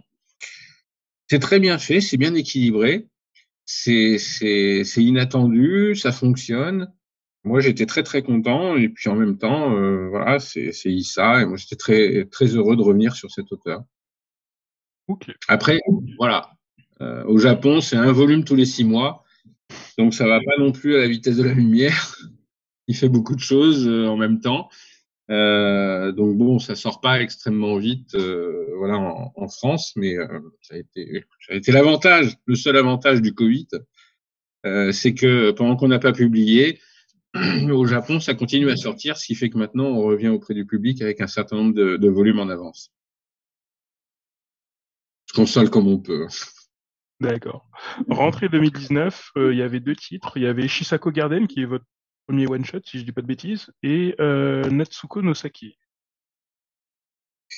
2 titres encore une fois différents de ce qu'on a fait précédemment, et différents l'un de l'autre. Shisako Garden, qui est plutôt une sorte de josei ou shoujo, les gens le placeront un petit peu comme ils veulent, ça peut être compris en tant que seinen, qui est un one-shot assez étonnant de Yuki Kodama. Yuki Kodama femme, puisqu'on connaît 2 Yuki Kodama, mais aussi Yuki Kodama homme, qui fait Bloodlad notamment. mais là c'était Yuki Kodama femme, et qui propose ces 5 petites histoires extrêmement touchantes qui mettent en scène des petits êtres féeriques un petit peu qui interviennent dans la vie des humains. Et ce qui est marquant, c'est que c'est des petits êtres sylvestres, donc ils sont liés à la nature. Ils interviennent toujours, auprès d'humains au moment où ils ont une complexité dans leur existence, ou au moment où ils sont un petit peu, où ils se posent un certain nombre de questions. Et ce qui est très bien fait dans ce one shot, c'est que les 5 petites historiettes sont liées. En fait, c'est pas les mêmes personnages, même pas les mêmes Shisako, parce que ces petits êtres s'appellent des Shisako, même si on en retrouve. Mais le tout, en fait, fait un ensemble qui, de la première à la dernière, raconte en définitive les différentes étapes de la vie à l'échelle humaine, si j'ose dire. Donc tout autant l'enfance, l'adolescence, l'âge adulte, et puis la vieillesse. On va avoir comme ça un égrenage de différentes périodes de l'existence humaine, des moments où on se pose des questions, où certains virages se présentent à nous, et c'est très touchant, c'est vraiment très beau et extrêmement agréable. Moi, je l'ai très bien vendu par ailleurs, donc ça prouve que le public a ressenti un petit peu l'écho de ce que moi j'avais vu aussi dans ce manga. Il n'est pas exclu qu'un jour il y ait un volume 2. Tout ce que je peux dire, c'est que Chisago Garden a été adapté en pièce de théâtre au Japon et que ça a amené l'autrice à proposer de nouvelles histoires autour des Shisako qui ont été prépubliées chez Shogakukan. Alors, on ne sait pas si elle va continuer et en faire assez pour que ça fasse un contenu de 2e volume. Ça, je ne sais pas. Mais voilà, je pense que c'est un titre qui a beaucoup touché les gens, qui plaît énormément. Et je pense qu'un 2e volume serait très, très bien accueilli au Japon comme en France. Donc, là, on laisse un petit peu le temps à l'autrice de travailler et puis on espère que ça pourra se faire. Toi qui es justement un éditeur d'auteurs, il y en a, ils voudraient savoir si tu es planché en discussion sur d'autres titres de Yuki Kodama. Ça, je peux pas le dire. En tout cas, ça t'intéresserait dans l'absolu. Ouais. Moi, j'aime beaucoup son toucher sur la définition de personnages. Je trouve ces personnages très crédibles, bien faits. On n'est pas dans la caricature. On parle de sentiments, on parle d'humanité, mais en même temps, c'est pas grossier, c'est pas facile. Rien n'est manichéen. C'est pas. C'est délicat, subtil, dosé, et pour le coup, ça fait écho aussi tout autant à des gens qu'on connaît qu'à sa propre existence. Enfin, on se sent concerné par ces personnages, on les sent vécus par l'autrice, je pense, elle aussi. Et voilà, moi j'aime beaucoup son travail et je ne me priverai pas de refaire un titre de Yuki Kodama ou même plusieurs si j'en ai l'occasion. Pour le reste et pour ce qui est en demande de droit, je ne vous dirai rien. Voilà, c'est pas la peine de demander. Et du coup, Natsuko no Sake. Natsuko no Sake, encore un gros coup de cœur pour moi. J'étais très, très, très heureux de trouver ce titre. L'histoire de base, si tu veux, c'est que moi, j'avais fait Les Gouttes de Dieu quand j'étais chez Glénat, qui a très bien marché. Pardon ? Du coup, là, t'es passé de l'autre côté de l'exploitation viticole. Ouais, c'est ça. Après la dégustation, t'as voulu faire la préparation. Mais en même temps, si tu veux, c'était marrant parce que quand j'avais fait Les Gouttes de Dieu, moi, je connaissais pas grand-chose dans le vin. Ouais, comme tout le monde, je bois une bouteille avec des amis, tu vois, je fais des trucs comme ça. Mais bon, ce que j'ai trouvé intéressant dans Les Gouttes de Dieu, c'est que tout autant j'avais une vraie aventure avec cette espèce de chasse au trésor, un petit peu de mystère, de découvrir 12 bouteilles mystérieuses, etc., avec le concours entre les deux frangins. Donc voilà. Et puis en même temps, j'apprenais plein de trucs sur le vin, ce qui me semblait extrêmement intéressant et enrichissant. Et je pense que c'est ce qui a plu aussi au public. Et à côté de ça, tu te dis toujours, tiens, est-ce que je peux revivre une expérience pareille, quoi. En plus, ce genre de titre, tu le vends bien, donc tu te dis, a priori, il y a du public pour ce genre de titre. Et on sait que les titres manga, gastronomie, voilà, généralement ont aussi un bon accueil de la part du public, donc ça fonctionne. Et en cherchant, je me suis dit, tiens, voilà, quelque chose. Alors, j'ai trouvé un titre sur le fromage, je n'ai pas trouvé passionnant. J'ai trouvé des titres sur la bière, et puis à un moment, je me dis, mais s'il y a quelque chose, voilà, qui est à peu près connu et qu'en fait personne ne connaît vraiment, c'est le saké. Et donc là, je me mets à chercher et j'ai vraiment galéré parce que je voulais pas qu'un titre qui parle du saké, je voulais aussi une histoire de personnage. Voilà, quelque chose qui se passe et qui soit assez poignant, avec des personnages forts qui t'amènent à aller d'un volume à l'autre. Donc quelque chose qui soit aussi bien construit que Les Gouttes de Dieu. Et c'est comme ça que je tombe sur Natsuko no Sake. Donc je prends le truc, je le lis, et je trouve exactement tout ce que j'aime. Et en même temps, beaucoup plus. Je me retrouve face à un titre qui me raconte l'histoire de Natsuko, qui est publiciste à Tokyo, enfin bon, qui n'a rien à voir avec le saké, sauf qu'elle vient d'une famille de producteurs de saké. Et elle est plutôt douée d'ailleurs pour boire le saké et pour le reconnaître, mais bon, elle a choisi un autre domaine. Et puis en fait, elle va plaquer son boulot et puis revenir dans sa famille de producteurs de saké pour concrétiser le rêve de son frère défunt, qui est de produire le meilleur saké du monde à partir d'un riz extrêmement rare qui s'appelle le Dragon Merveilleux, le Tatsu Nishiki, puisque le saké se produit à partir de riz. Et la voilà en train de cultiver un champ, d'essayer de faire pousser le riz qui en plus est extrêmement fragile, de tout ça pour ensuite faire du brassage, faire du saké, etc. Donc voilà, un petit peu parcours à la manga d'un personnage qui un peu débutant mais avec un certain talent et qui finit par monter en force et en gamme pour devenir hyper spécialiste de son domaine et de son art. Et en même temps, plein d'informations sur le saké, sur la culture du riz à saké, comment ça se fait, comment on le choisit, quels sont les problèmes, comment ça se récolte. Et tout ça sans que ça soit indigeste. C'est-à-dire, c'est pas un pensum ennuyeux. Non, tout est très bien distillé dans l'histoire de Natsuko, dans son parcours, petit à petit. Et tu apprends des trucs en fait sur le saké sans même t'en rendre compte. Et en même temps, il se passe plein de choses, il y a plein de drames, etc. Et voilà, tout ça me semble très satisfaisant jusqu'au moment où voilà, je me rends compte que il y a un métalangage qui est extrêmement moderne dans ce titre. En même temps, j'ai le parcours d'une femme dans le monde de l'entreprise, dans un domaine artisanal et de surcroît plutôt patriarcal. Genre, plutôt des mecs là-dedans. À tel point que on lui fait comprendre à un moment que une femme dans une maison artisanale de saké, ça porte malheur et tout. Enfin bon, t'as les vieilles croyances qui ressortent et tout ça.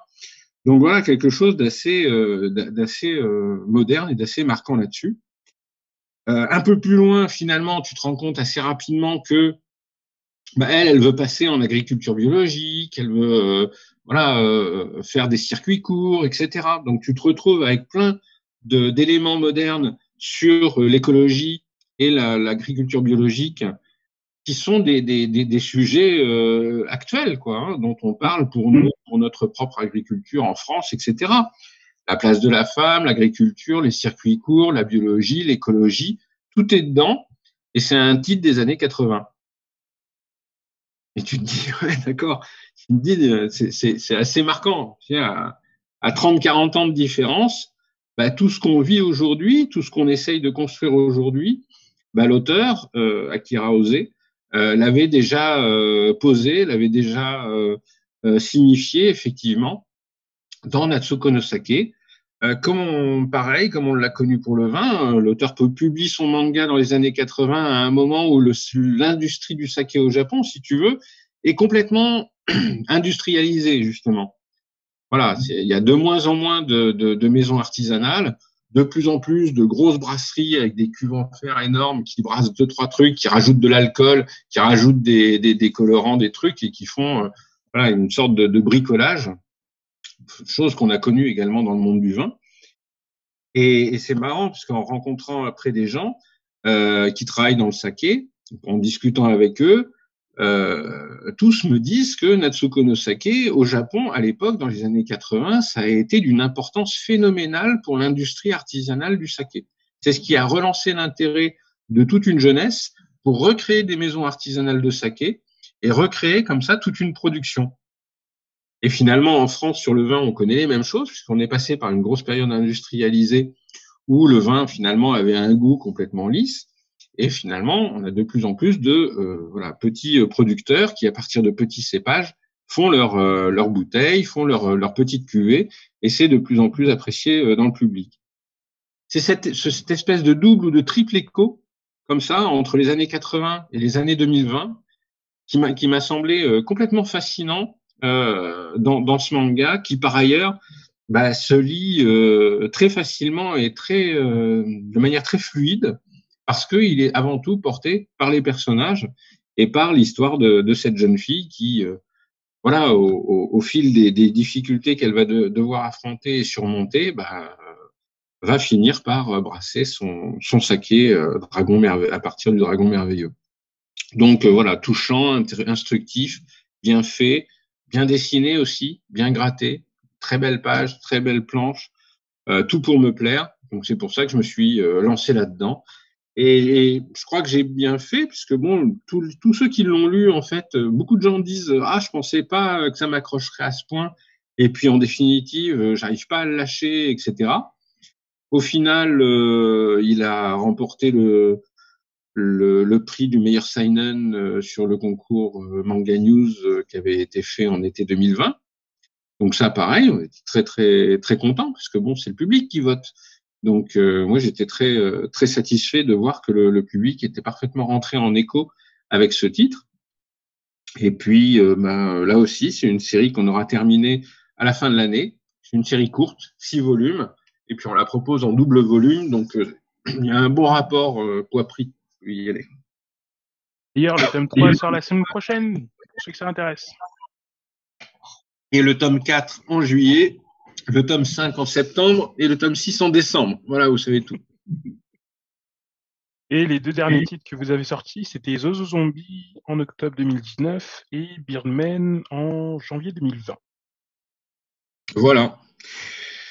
Encore une fois, en ouvrant l'éventail de tout ce qu'on peut faire dans le manga, fallait qu'on passe sur un bon shonen, un bon vrai shonen bien efficace.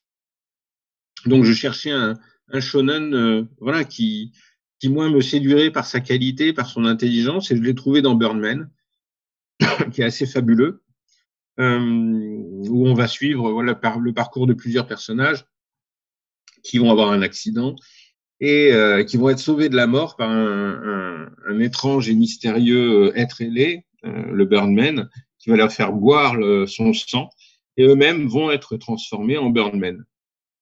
Et voilà, c'est intéressant parce que qu'est-ce qu'un Birdman ? C'est un peu la première question qui se pose tout au long de ce manga. On apprendra, et ça, le scénario explose littéralement à partir du volume 4. Déjà sur le volume 3, les choses sont bien posées, mais le manga nous retourne le cerveau avec les volumes 4, 5, 6, 7, 8, notamment, qui font complètement basculer toute la compréhension du titre sur qu'est-ce qu'un Birdman, d'où ils viennent, par qui ont-ils été créés, en définitive, qui est le premier Birdman, et est-ce qu'il n'y a pas au final une lutte d'espèces entre les Birdmen et les humains ? Le titre est hyper ambitieux, en plus parce que c'est pas un seinen qui se déroule qu'au Japon. Alors, on va avoir des séquences aux États-Unis, en Europe, en Arabie. Enfin bon, les Birdman, il va y en avoir partout. Et ça va être assez poignant. Et tout ça autour de personnages adolescents et d'un travail de l'auteur très bien pensé et très bien fait sur l'adolescence. Période complexe, on se pose beaucoup de questions et les personnages sont très crédibles, très attachants, avec des réactions très humaines. Et là-dessus, on retrouve une problématique qui a été utilisée bien des fois. C'est effectivement, qu'est-ce que c'est qu'un adolescent avec des super pouvoirs? Cette mentalité d'adolescent, comment est-ce qu'elle s'empare du fait d'avoir des super pouvoirs? Les Birdmen ont des super pouvoirs. Et c'est très bien pensé, très bien utilisé par l'autrice, pardon, c'est Yellow Tanabe. Voilà, qui fait un boulot monstrueux, même au niveau graphique, mais monstrueux sur la construction et sur la définition et l'évolution de ces personnages. Et c'est un titre, il ne manque qu'une seule chose à ce titre, c'est une série de dessins animés. Je pense que tous ceux qui le lisent ont à peu près le même réflexe en se disant, mais pourquoi est-ce qu'ils lancent pas une série de dessins animés? Parce que il y a tout ce qu'il faut, il manque plus que ça bouge. Tu te dis, t'as des séquences de combat phénoménales qui pourraient donner des super séquences en animation. Et voilà, donc je pense que Birdman, moi j'en attends beaucoup. Il fait 16 volumes, donc c'est pas un shonen non plus très long, mais c'est un shonen qui a vraiment des très grandes et très belles ambitions. Et bon, on a commencé un beau démarrage, et puis paf, Covid. On a placé le volume 1, le volume 2 est sorti, je crois, le jour où toutes les librairies ont fermé. Donc, c'est pas le jour, ça devait être la même semaine. Donc, bon, on a été obligé d'arrêter la production pendant un an, hein, quasiment, puisque bon, avec tout ce qui s'est passé, on n'a pas pu. Donc là, voilà, début 2020, c'est un petit peu le relancement sur Birdman. C'est pour ça aussi qu'on l'a mis dans l'opération de recrutement à 3 €, pour essayer de représenter un petit peu ce titre, ce shonen assez fabuleux, au plus large public possible. Il a, voilà, pour moi, si je devais faire un comparatif, c'est un peu le même esprit et le même traitement de personnage qu'on a connu dans Neon Genesis Evangelion. Voilà, Profit Kai dans le chat qui trouve que Birdman, ça fait un peu relecture noire de Gatchaman, que tu approuves. Oui, ouais, je pense que c'est pas bête non plus. Effectivement, on peut le sentir comme ça. Effectivement, il y a les éléments. Effectivement, et encore, comme je dis, le scénar va prendre des dimensions supérieures et encore plus amples. Enfin bon, à chaque fois j'ai envie d'en parler, mais bon, je peux rien dire parce que. Non, pas de spoil. Moi, je lui fais confiance à elle. Tellement ébouriffant qu'il faut que je me taise, quoi. Parce que bon, c'est vraiment inattendu et intense. Et donc, bon, je me contiens. Moi, j'ai connu Yellow Tanabe avec Kekaishi chez Pika et ça a été un gros coup de cœur déjà dès l'époque, même s'il n'a pas eu le succès qui lui était dû. Et quand on a annoncé Birdman, c'est bon, Day One, acheté, c'est bon. Je suis déjà acquis à la cause. Très bien. Mais c'est pas volé. Franchement, c'est typique le genre de shonen que j'aime bien. C'est le shonen où il y a du gros boulot, quoi. Il y a du gros boulot. Il y a du boulot graphique, il y a du boulot scénaristique, il y a du boulot sur les personnages. C'est un bon chapeau, quoi. Moi, je suis toujours impressionné de cette. Enfin, il y a une maîtrise assez, même dans la construction du récit. C'est assez surprenant, quoi. Mais bon, c'est vraiment l'auteur en pleine maîtrise de son art et ouais, sur Kekaishi qui était déjà génial et qui là donne tout son talent, toutes ses capacités. Ça, c'est vraiment, ouais, j'étais ravi. Et puis l'autre c'était Zozo, c'est ça? Zozo Zombie, ouais. Et Zozo, encore une fois, quelque chose de totalement différent. Je peux pas dire que je vise un seul public, hein.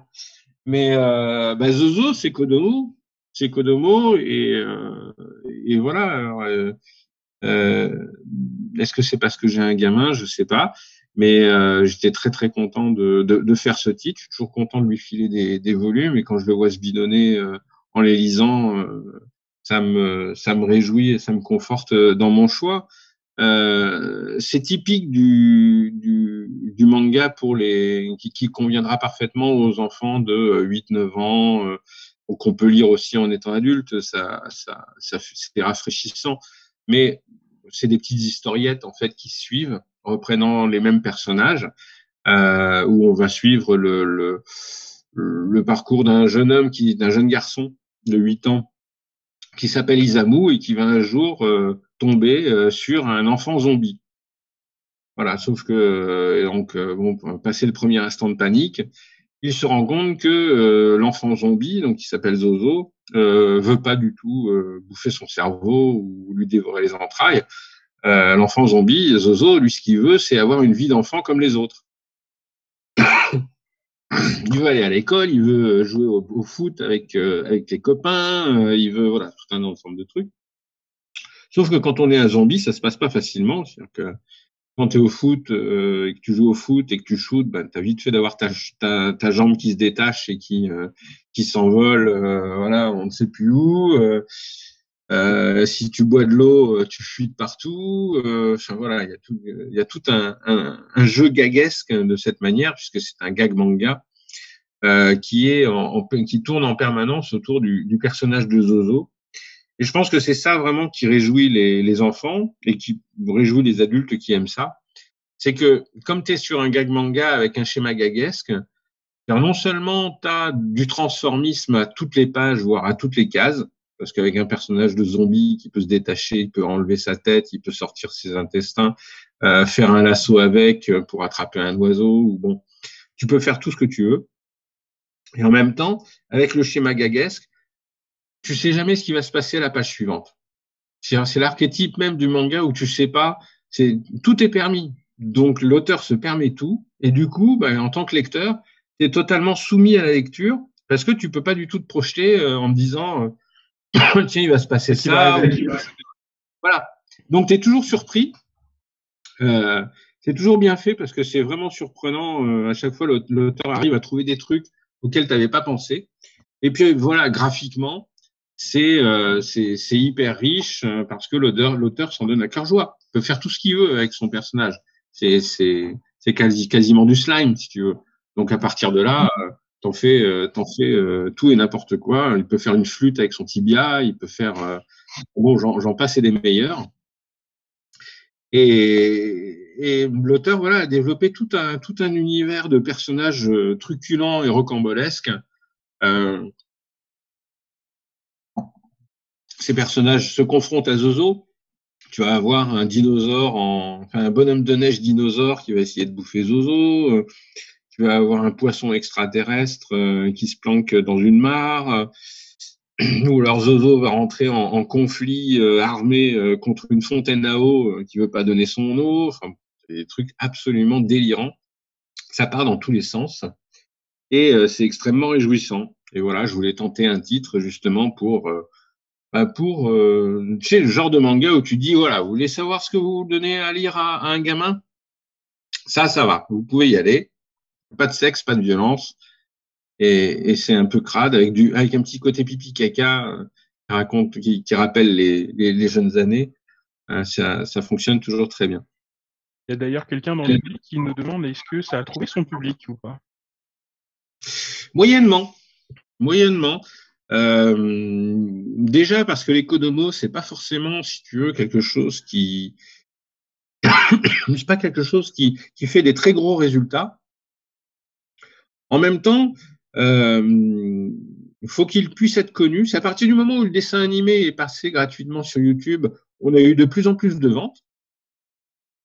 Mais il se vend suffisamment pour qu'on puisse le faire et le continuer. Mais moi, j'ai une politique depuis que je fais du manga depuis 25 ans. Chaque fois que je peux, je termine les séries que je commence. Donc, je terminerai toujours les séries. Mais c'est comme un petit peu tous les titres chez Vega ou comme Vega. Je pense qu'on a eu un déficit à l'époque Steinkiss de communication, de visibilité, où beaucoup de gens nous ont pas vus, nous ont découvert un petit peu petit à petit, ont découvert nos titres petit à petit. Moi, ce qui me fait plaisir, c'est que tous les gens qui nous lisent nous apprécient. Voilà, quel que soit le type de titre, j'ai rarement eu des commentaires négatifs ou des critiques du genre qu'est-ce que c'est que cette bouse, c'est immonde, c'est une honte de sortir ça. Non, ça j'ai jamais eu. Et en même temps, voilà, j'ai encore maintenant pas mal de gens qui disent ah mais Magmel je connaissais pas, ah Bateau de Thésée ça a l'air super sympa. Enfin, ça fait 2 ans et demi qu'on l'édite. Et il y a plein de gens qui découvrent encore voilà les titres qu'on fait. Et c'est pareil pour Zozo, de plus en plus de gens qui commencent le titre finissent par dire mais en fait c'est très sympa, ça convient très bien pour mon gamin. Même moi je le lis, c'est assez rigolo. Et je connaissais pas. J'ai même lu un commentaire qui disait mais je savais pas que le manga pouvait faire des choses comme ça. Je croyais que c'était que de la bagarre ou des trucs comme ça. Enfin bon, on est toujours sur des idées un peu faites aussi sur le manga. Et voilà, c'est un peu ce déficit qu'on comble aujourd'hui et qu'on va combler avec le rachat de Dupuis, avec l'arrivée de Sébastien Agoguet en responsable de toute notre communication événementielle. Parce que bon, c'est pareil. 2 ans et demi d'existence pour Vega. Vega a jamais fait un événementiel. Vous avez jamais vu un stand de Vega, ni à Japan Expo. Après, il y a eu la période qui s'apprêtait peut-être pas forcément à ça. La période ne s'y est pas prêtée, effectivement, parce que ça a été fermé. Mais si tu veux, ça a contribué, en fait, au manque de visibilité. On s'était lancé en 2018, si mes souvenirs sont bons. On a passé un Angoulême, un Salon du Livre, un Polymanga, un Japan Expo, un Japan Expo Marseille, Japan Expo Sud. Enfin, on a passé à Montreuil, on a passé 6 ou 7 événementiels sans être présent avant que le Covid arrive. Et après le Covid, boum, une année de plus sans visibilité. Finalement, voilà, Sébastien Agoguet nous a construit un super stand, on a un super concept, voilà, qui est magnifique. Le jour où on va faire un événementiel, ça sera sans doute, 3 ans après notre première existence, et ça sera le premier de l'histoire de Vega. Donc ça joue aussi, c'est important. Les événementiels, c'est le moment où tu rencontres le public, le moment où les gens te voient, où tu vois les gens, où tu discutes avec eux, où tu parles des titres, donc on attend ça avec impatience et gourmandise. D'accord. Justement, au niveau de là, on a vu un peu les différents titres que vous avez proposés. Là, on va plus aborder justement le changement. Comment ça s'est passé au niveau de Steinkiss et Dupuis? Est-ce que c'était plutôt Steinkiss qui voulait mettre en pause ou arrêter la collection? Est-ce que c'est juste Dupuis qui est arrivé et qui a fait une proposition de rachat? Ça s'est passé comment chez vous? Honnêtement, c'est un peu les deux. C'est-à-dire que avec Steinkiss, à la fois, on était sur une relance de méthodologie, où justement, on avait prévu de faire un événementiel, on y revient. On avait prévu de faire pas mal de choses. Par exemple, on n'avait pas de site internet, on n'avait pas eu un site internet. Voilà, on avait tout un ensemble de choses qui étaient envisagées pour 2020. Et tout ça s'est tombé à plat avec l'arrivée du Covid et la fermeture des boutiques, la fermeture du système de diffusion, ce qui devenait quand même compliqué d'une manière générale pour beaucoup d'éditeurs. Ça l'a été pour beaucoup de groupes, ça l'a été aussi pour le groupe Steinkiss d'une manière générale, et de surcroît, c'est toujours encore plus compliqué pour une maison qui vient de se lancer, parce que tu peux pas te reposer sur un fonds de catalogue, tu vois, ce qui te permet un petit peu de vivre en te disant mon office, mes nouveautés, je les reprendrai plus tard. Au moins, en attendant, j'ai toujours un fonds de catalogue de 300, 400, 500 volumes qui peut me permettre de faire vivre la maison, quoi. Donc, le fonds de catalogue, c'est quand même aussi la garantie de pouvoir tenir le choc quand tu peux pas sortir de nouveautés. Et donc, ça, t'as pas ça. Donc finalement, ça commençait à être un petit peu difficile pour Steinkiss de se projeter voilà, sur les évolutions qu'on avait envisagées. Et il s'est trouvé qu'en même temps, Dupuis, en fait, voulait se lancer dans le manga. Or, Dupuis, si tu veux, c'est autant le journal de Spirou que la collection Air Libre. Donc, ça fait tout autant un travail pour les enfants, pour les adolescents. Il y a plein de titres divers et variés qu'on connaît bien, mais c'est aussi un travail d'auteur, d'artiste avec la collection Air Libre, voilà, qui propose des choses plus matures, pour un public plus adulte. Et en se lançant dans le manga, si tu veux, Dupuis, il a deux options. Soit il part de rien et il construit tout, petit à petit, en demandant des droits, comme n'importe quel autre éditeur. Soit il rachète une maison qui correspond à son ADN.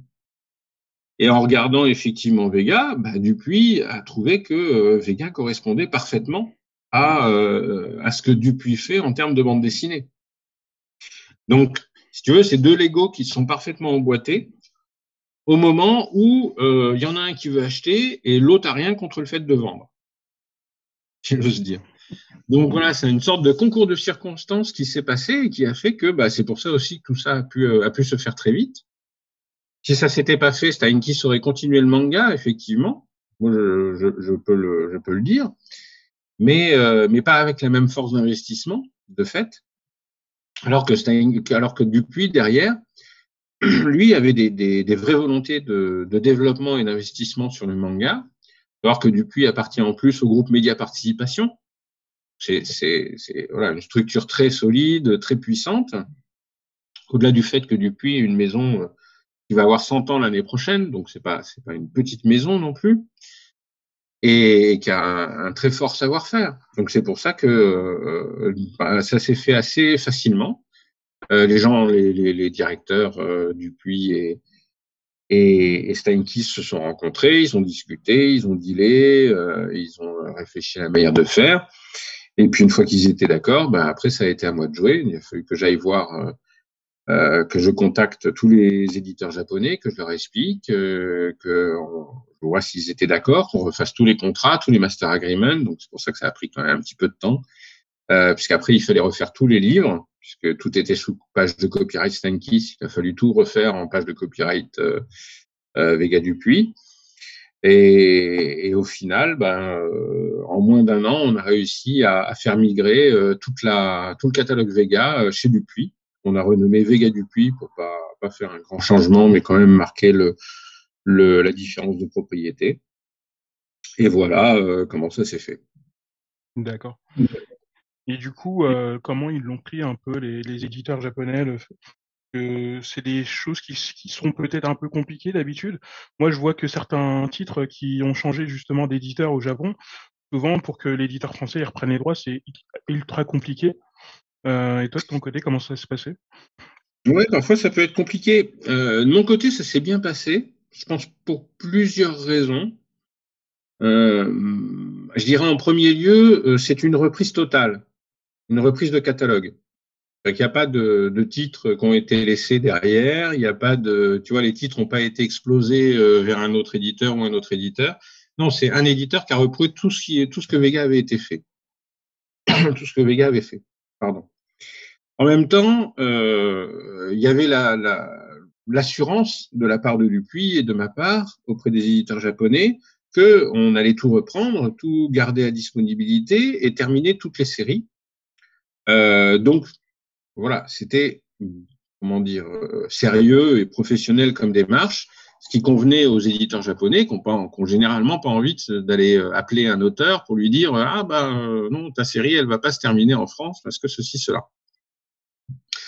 En même temps, je pense qu'ils étaient aussi contents parce que ils ont bien vu que la situation avec le Covid-19 et l'impact économique que ça a pu avoir, la situation est devenue tendue pour beaucoup de petites entreprises, pour beaucoup d'entreprises naissantes. Encore une fois, quand tu n'as pas le back catalogue, tu es infiniment plus fragile. Et je pense que la plus grande peur des éditeurs japonais, c'était de voir des maisons couler. Honnêtement. Et c'est pour ça que tout le monde était content de voir les librairies rouvrir. parce qu'une petite maison d'édition qui n'a pas de back catalogue et qui peut pas lancer des nouveautés, bah, ça doit toujours payer ses locaux, ça doit toujours payer les salaires, ça doit toujours payer ceci, ça doit toujours payer cela, et puis ça finit par crever. Et ça, je pense que bon, d'une manière globale, sur le marché, on a quand même évité le pire. Et ça, je pense que les éditeurs japonais étaient quand même prêts à être compréhensifs et à entendre les choses. Et puis après, voilà, les éditeurs japonais ont aussi été séduits par le portrait, si j'ose dire, que représente Dupuis. Vu que c'est historique chez nous. Bah, maison historique, maison très solide, maison qui sait travailler les IP, maison qui a des grosses ambitions, la dernière grande maison d'éditeurs de bande dessinée qui n'avait pas de collection manga. Tous, ils ont une collection manga, même Casterman, tout. Il y avait que Dupuis. Donc voilà, tout ça était bien. Au-delà de ça, il y a eu aussi le fait des personnes, si j'ose dire. Tout le monde s'est bien entendu. Il s'est trouvé que tout cet effet de rachat et ce travail a été porté par Stéphane Beaujean, donc avec qui moi je travaille depuis très longtemps. Enfin, on a travaillé ensemble sur le Virus Manga, sur Animeland, sur Angoulême, puisqu'il était directeur artistique du Festival d'Angoulême. Et moi, je m'occupais de l'espace manga, donc on se connaît très bien, on travaille très bien ensemble. Et Stéphane Beaujean est lui aussi quelqu'un de tout à fait connu au Japon auprès des éditeurs japonais. Comme moi, je crois que je suis aussi assez connu auprès des éditeurs japonais. Quand les éditeurs japonais nous ont vu arriver avec Dupuis, Stéphane Beaujean, qui est donc directeur éditorial général chez Dupuis, et moi-même engagé du coup chez Dupuis, qui reprend Vega, ils se sont dit quand même c'est la meilleure configuration qu'on puisse avoir. On connaît les gens, on a une maison solide, on a un catalogue qui continue et qui se développe, on a des investissements forts qui vont être faits sur un site internet, la diffusion, le marketing, les salons, etc. Finalement, ils ont très bien gagné au change et ils ont été très contents. D'accord. Justement, tout à l'heure, tu parlais du marketing. Là, on a vu que pour mars, notamment, et avril, vous avez lancé des prix cassés. Je sais pas si tu les as, les visuels, Yann, mais notamment, par exemple, en mars, c'était Peleliu, le bateau de Thésée. Et sur avril, c'était Deep Sea Aquarium Magmel, hein, Seb Kamuya Ride et Beardman. Et du coup, c'est quelque chose qui a été compliqué à mettre en place. C'est quelque chose. Là, on en a évoqué en off avant l'émission, mais après, il faut peut-être le réexpliquer au niveau du public. Est-ce que ça interviendra sur tous les titres de chez Vega? Si oui, quand? Sinon, pourquoi? Alors, ça n'a pas été fondamentalement compliqué, on va dire, d'une manière générale. Déjà parce que c'était un acte de relance sur un certain nombre de titres. Secondo, parce que ça répond aussi à des conditions particulières. Quand vous faites ce genre d'opération, en fait, vous devez garantir à l'éditeur japonais que vous paierez 100% de la royalty sur le prix fort. Donc, vous payez comme si vous vendiez le titre à 8 €, alors qu'en fait, vous le vendez à 3 €. C'est pour ça que c'est un gros effort économique de faire ce genre d'opération, parce que ça vous perdez énormément d'argent, en fait, quand vous faites ça. Mais bon, les éditeurs japonais ont trouvé que c'était une bonne idée, déjà parce qu'il fallait relancer Vega, et on avait plusieurs idées qu'on leur a proposées et qu'ils ont acceptées. Et voilà, quand t'as pas eu de bateau de Thésée, quand tu commences à reprendre un petit peu la main sur la communication, à essayer de te faire connaître, quand tu as une opération 3 €, bon, c'est quand même plus facile. L'idée, c'était de capitaliser à mort sur la bonne réputation que certains titres ont pu avoir et de faire en sorte de dire aux gens, bah voilà, ça fait 1 an et demi que vous avez entendu parler du bateau de Thésée, on vous en a dit du bien, pendant 1 an et demi, des gens l'ont lu, vous avez vu qu'ils ont apprécié. Bon, là, on revient, si vous voulez commencer, bah, vous avez volume 1, 2, 3 à 3 €. C'est l'opportunité parfaite pour vous. Donc voilà, ça, c'est un petit peu le cas. Après, il y a des titres où où les éditeurs ou bien les auteurs peuvent ne pas être d'accord, par exemple, ou alors ils répondent pas. Donc ça, on ne peut pas faire ce genre d'opération sur ce genre de titre, bien entendu, puisque toutes ces opérations ne doivent être que validées par les éditeurs japonais. Ça, c'est une chose. Enfin, il y a des titres sur lesquels on ne fait pas l'opération. Je sais que c'est une question qui m'est aussi posée, que ça soit, prenons Natsuko no Sake ou Journal d'une vie tranquille. Alors pourquoi, du coup, on ne fait pas ce genre d'opération commerciale sur ce genre de titre? Et tout simplement parce qu'on n'a pas assez de volume derrière pour pouvoir équilibrer les coûts que représente en fait le fait de faire des prix cassés. Quand vous faites des prix cassés sur les 3 premiers volumes d'une série, vous perdez beaucoup d'argent. Bon. Mais l'idée, c'est quoi? L'idée, c'est que vu que vous, potentiellement, vous allez recruter énormément de nouveaux lecteurs sur des séries qu'on espère donc ils vont apprécier, vous partez du principe que tous ces nouveaux lecteurs vont s'intéresser à acheter les volumes suivants. Et là, vous vous dites, si derrière j'ai 7, 10, 12 volumes à venir, ben, avec l'augmentation du nombre de lecteurs que j'aurai sur cette série, je devrais pouvoir retrouver mes billes et de quoi équilibrer les coûts par rapport à la dépense que j'ai faite sur les premiers volumes. Quand vous êtes sur Natsuko no Sake, il n'y a que 6 volumes. Donc si vous faites une opération sur les 2 premiers volumes, même si vous vendez bien le 3, le 4, le 5, le 6, vous n'avez pas assez de volume en vente qui vous permettront d'éponger en fait l'effort qui a été fait sur les premiers volumes. D'autant plus que sur Natsuko no Sake, on est à 11 € pour des doubles volumes. Donc on gagne déjà pas grand-chose, pour dire les choses simplement. Et moi je l'ai voulu pas cher, mais du coup on gagne pas lourd. Et si en plus vous cassez complètement l'économie du truc, même avec 4 volumes derrière, si vous mettez que 2 volumes à prix cassé, vous n'avez pas assez de volume pour équilibrer. Donc pour le coup, ça sert à rien. Ça tue le truc. Et Journal d'une vie tranquille, bon, je sais pas combien de volumes il va y avoir, mais on a un volume qui paraît tous les ans au Japon. Donc c'est pareil, si vous faites les volumes à prix cassé, au-delà du fait que c'est des volumes qui coûtent très cher parce qu'ils sont en couleur, et que des volumes en couleur, ça coûte plus cher que des volumes en noir et blanc, on peut dire.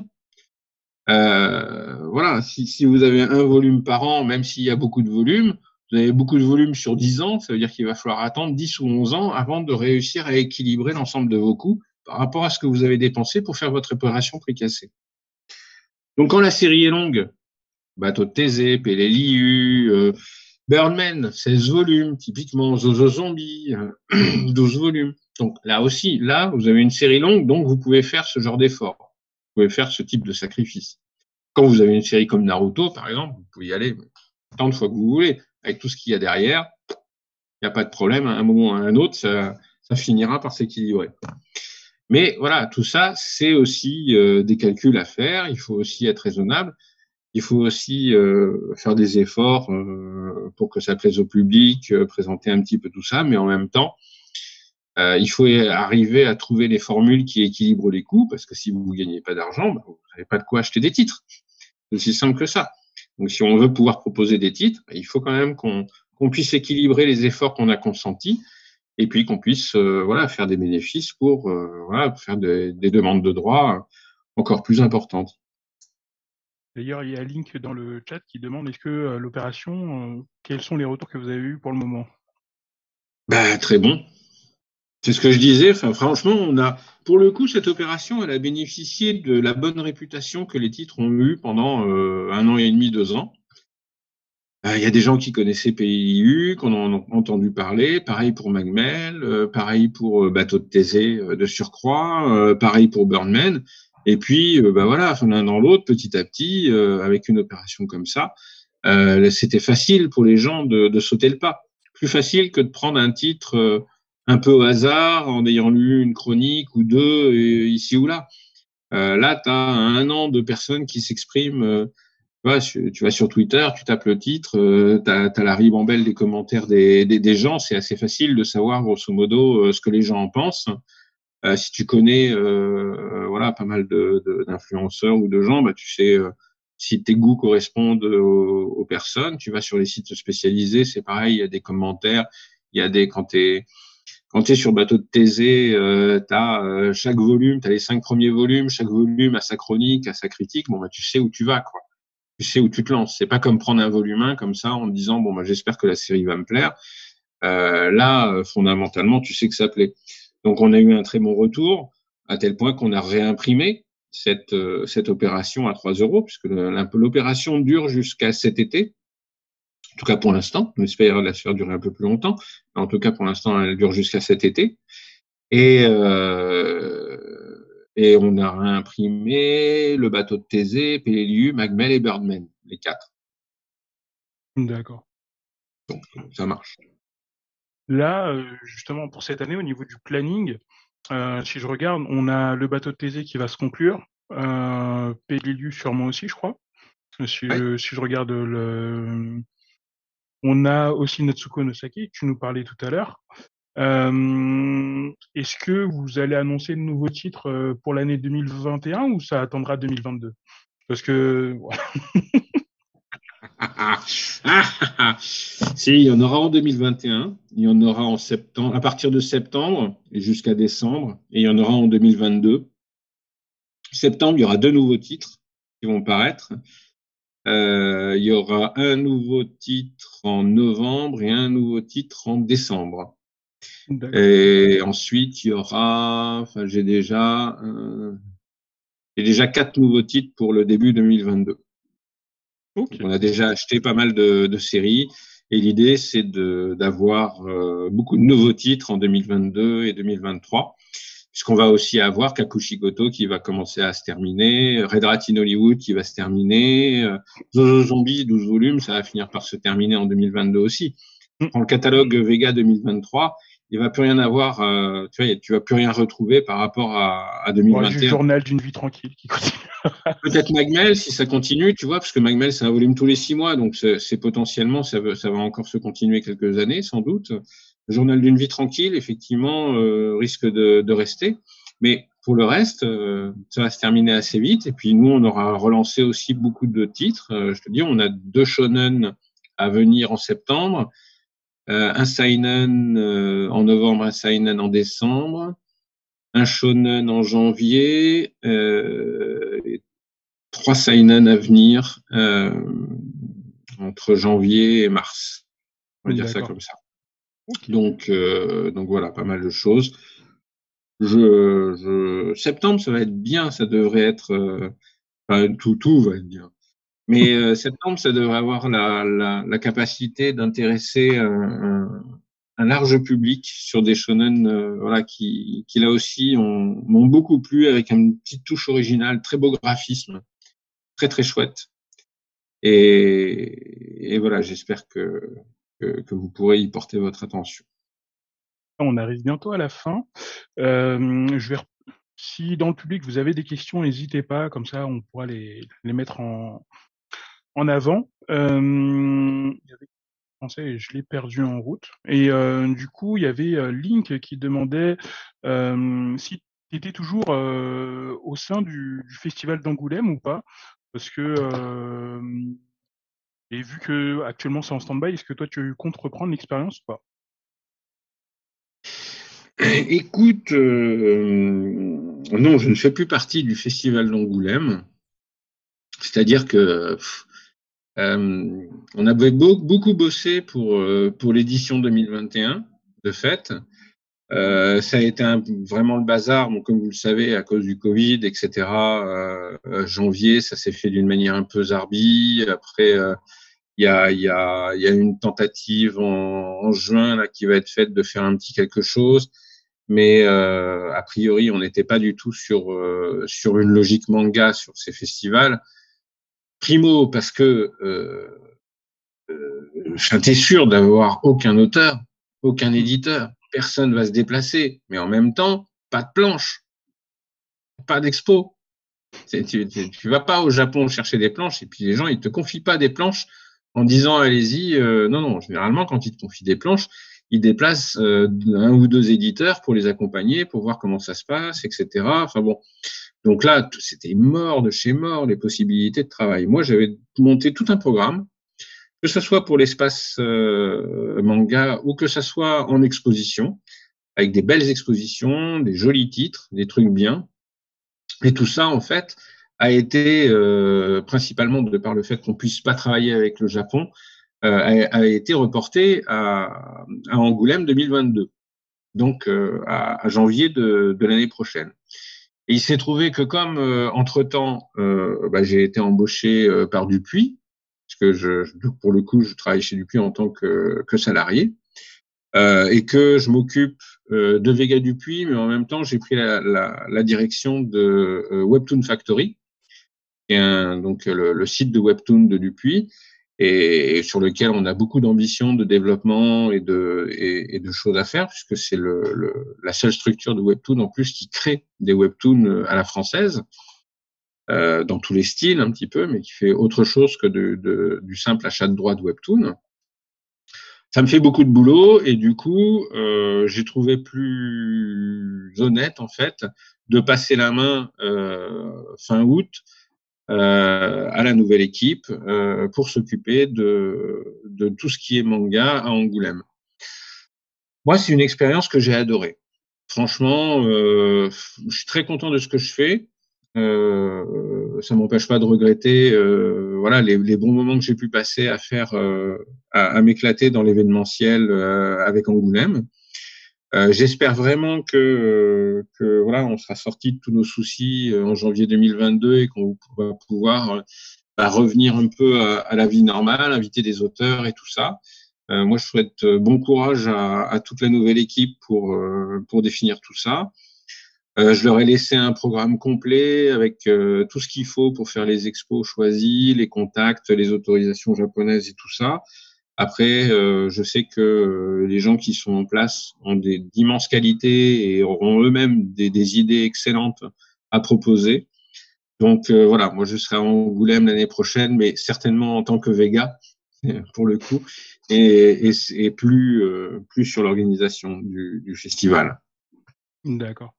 Et puis moi, je voulais revenir sur. Après, on en avait parlé un petit peu en off, mais c'était la force de Dupuis, vu que c'est une grosse maison d'édition qui fait notamment aussi du support sur tous les autres médias, sur du transmédia, que ce soit de l'animation, du jeu vidéo. Est-ce que c'est quelque chose que vous souhaitez développer au niveau de Vega, que ce soit du support par exemple de séries d'animation, il y a eu par exemple l'adaptation de Kishimoto qui dispose sur Wakanim, mais par exemple le sortir en DVD, ou tout ce qui est drama d'adaptation drama de manga comme Le Bateau de Thésée ou Natsuko no Sake. Est-ce que c'est quelque chose que vous envisageriez au sein de Dupuis ou pas? Oui, le fait que Vega ait intégré Dupuis, en fait, Vega intègre toute la capacité de travail de Dupuis. Parce que Dupuis, on connaît l'éditeur, mais dans Dupuis, c'est aussi le journal de Spirou, si on veut faire de la prépublication un jour. C'est aussi Isneo, donc pour proposer les titres en lecture digitale. C'est aussi Mediatoon, donc pour développer du dessin animé et diffuser du dessin animé. C'est aussi Microids pour les jeux vidéo. Donc voilà, ça offre des capacités de travail en termes de licence qui sont exponentielles.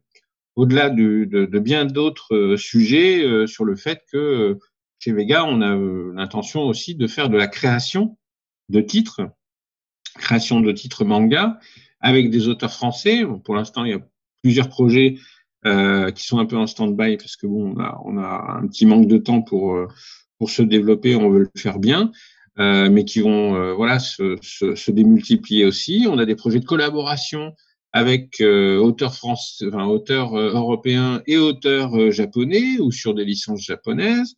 On en a d'ailleurs un qui arrivera en janvier prochain. Une petite info pour le coup au passage. Mais voilà, on a plein de projets de développement et en termes industriels aujourd'hui, si on veut se poser sur une licence, on pourra se poser en prenant les droits du dessin animé, les droits du jeu vidéo, les droits de prépublication, d'édition, enfin tout droit, quoi. Même produits dérivés, puisqu'on a la capacité de faire du produit dérivé. Donc voilà, c'est une nouvelle époque pour Vega. C'est vraiment une époque avec des capacités démultipliées, donc des possibilités de faire et de croiser les compétences professionnelles qui vont être, j'espère, convaincantes déjà auprès de nos éditeurs japonais partenaires, et puis en même temps qui vont nous permettre de travailler des licences, mais je dirais avec une cohérence, une certaine intelligence de travail, afin de faire en sorte que le public soit satisfait et découvre tout ça de mille manières différentes et dans les meilleures conditions. Donc oui, tout à fait, on a fermement l'intention de voir ça. Quant au drama, voilà ce que je disais tout à l'heure, on en parlait, c'est la grande question. Je m'interdis pas d'y penser. Voilà, on va dire ça comme ça. Ça veut dire que moi, j'ai pas de projet immédiat. Je me suis toujours posé la question de la pertinence du drama, parce que perso, j'aime bien ça. Voilà. Aujourd'hui, j'ai 2 dramas dans mon catalogue, potentiellement, je veux dire, avec Natsuko no Sake et le bateau de Thésée. Pourquoi pas, à un moment ou à un autre, faire une demande sur les dramas et tenter l'aventure.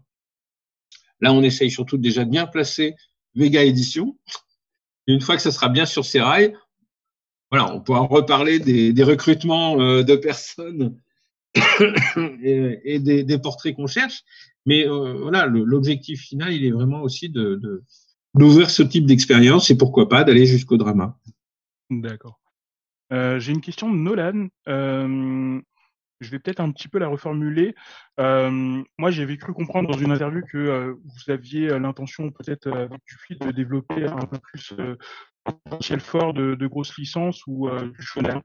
Est-ce que toi, tu auras toujours de ton côté des initiatives peut-être plus avec un public plus restreint, genre ce qui se passe avec le journal du Japon tranquille ou Natsuko no Sake ou pas?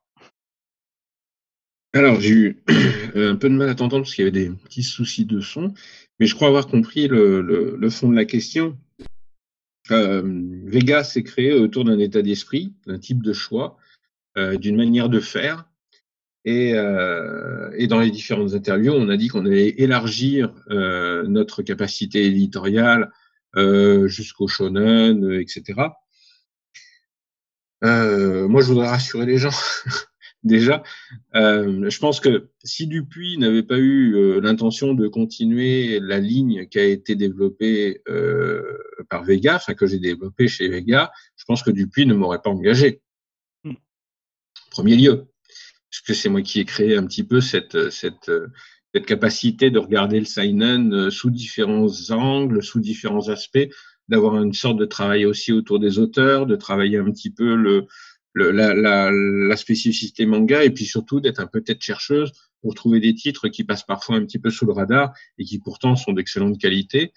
Vega Dupuis continuera parfaitement cette ligne qui correspond aussi à Dupuis. Ce que je disais tout à l'heure, Dupuis, c'est peut-être le journal de Spirou, mais c'est aussi la collection Air Libre. Donc, en termes d'ADN, c'est parfaitement cohérent.